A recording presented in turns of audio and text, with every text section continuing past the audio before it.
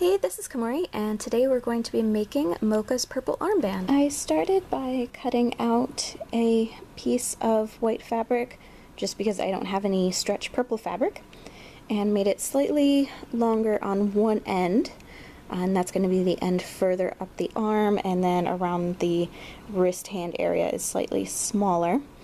And then fold it over the edge on either side, and we're going to sew them down. And just a reminder, for stretch fabrics, you're going to want to use some ballpoint needles. And then I'm sewing it with purple thread because this is the color that I want it to end up after I dyed it. Now, if you were able to find purple stretch fabric, you don't have to worry about dyeing it later on. You can skip the dyeing step.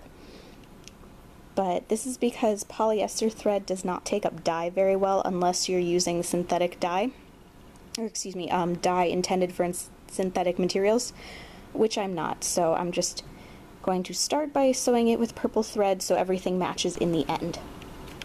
Then putting right sides together, sew along the side, and then I used a pair of scissors and cut out the two holes that she has in her sleeve.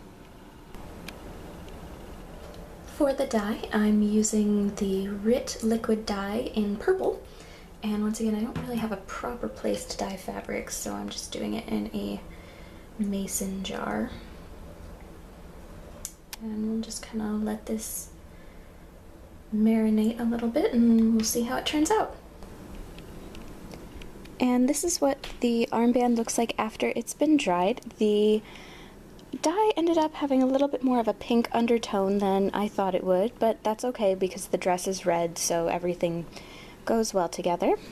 And with that, Moka's armband is done. For more Halloween cosplay tutorials, please subscribe, and as always, if you have any suggestions for any character you'd like to see me make a tutorial for, please comment below. Thank you!